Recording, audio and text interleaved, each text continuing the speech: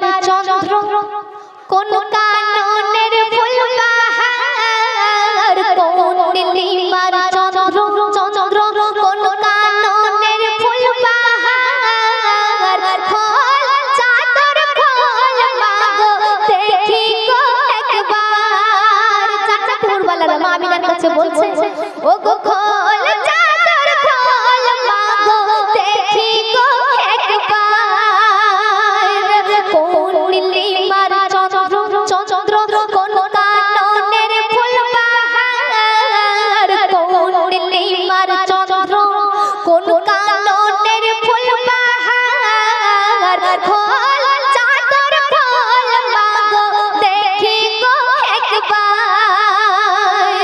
ও গো খোল চাদর খোল মাগো দেখি গো একবার। তারপর আল্লাহ রাসূল তো ধনের বাচ্চাকে মা আমিনা যখন পবিত্র চাদর দিয়ে ঢেকে রেখেছিল তো তখন সেই পবিত্র চাদরের তলা থেকে আল্লাহ রাসূলের আল্লাহ পাক এমন রূপ দিয়েছিল যে পবিত্র চাদর থেকে আল্লাহ রাসূলের রূপ ঝলকে উঠছিল। তো তাই সে উদ্দেশ্যে কি বলছে শুনুন, চাদরে রূপ ফুটে বার হয়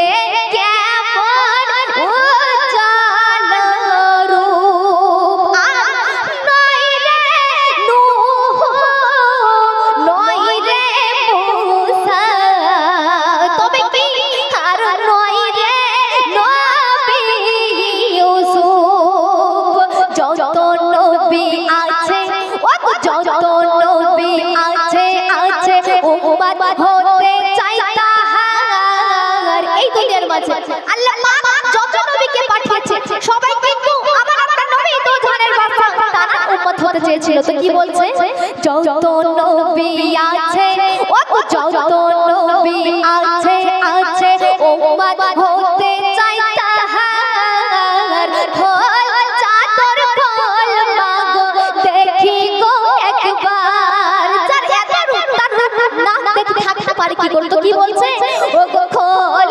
চাদর খোল মাগো দেখি গো একবার।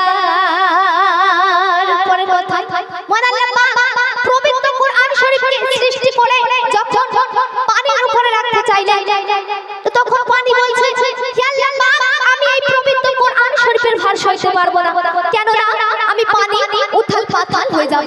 তো তখন আল্লাহ পাক সেই পবিত্র কুরআন শরীফ নিয়ে গেলেন জাহান্নামের লেলিহান আগুনের কাছে।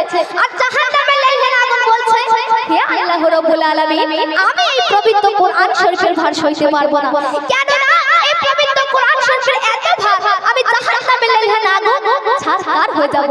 তো তখন আল্লাহ পাক সেই পবিত্র কুরআন শরীফ কোথায় নিয়ে গেলেন শুনুন, বলছে রহমান রাখবো কোরআন কোথায়, আমি পাহাড়ের চূড়ায়।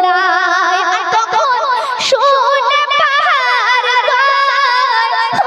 গো দয়াময় কি কয়, সহিতে পারবো না আমি অসহায়। আর তখন আল্লাহ পাক সেই পবিত্র কোরআন কোথায় দিলেন, আল্লাহ তখন দিলেন ও আল্লাহ তখন দিলেন যে কোরআন শরীফের ভার পাহাড় জাহান্নামের লেলিহান আগুন এমনকি পাহাড় পর্যন্ত সহ্য করতে পারলো না। তো অবশেষে আল্লাহ পাক সেই পবিত্র কোরআন কোথায় রাখলেন, আল্লাহ তখন দিলেন কোরআন সিনাই মুস্তাফা।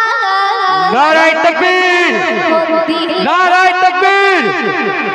আল্লাহ তখন দিলেন কোরআন সিনাই মুস্তাফার খোল চাদর খোল মাগো দেখি গো একবার, ও গো খোল চাদর খোল মাগো দেখি গো একবার।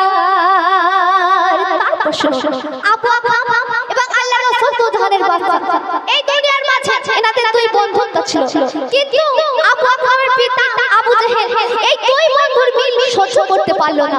আর তখন আবু জেহেল নিজের সন্তান আবু আহাবকে মারার ফোন দিয়ে আনলেন। কেমন ভাবে মারার ফোন দিয়ে আনলেন বলছি শুনুন, আবু জেহেলের ছেলে আকরাম ছিল নবীর বন্ধু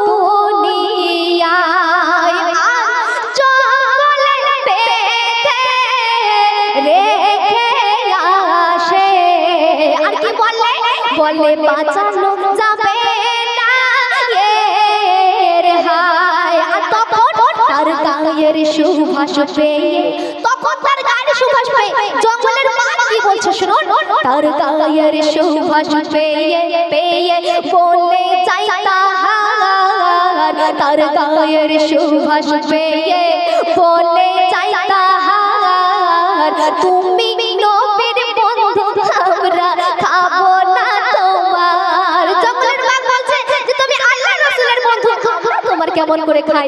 ও গো তুমি নবীর বন্ধু আমরা খাবো না তোমার।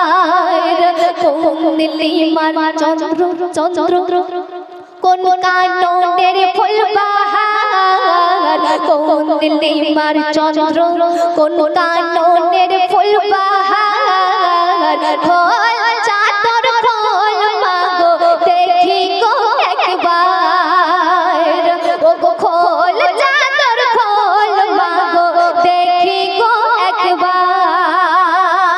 শেষ কথা আমার প্রিয় কবি তাহের সাহেব অতি মূল্যবান ভাষায় কি লিখছে শুনুন, আমার প্রাণে নবী, আমার শরণে নবী।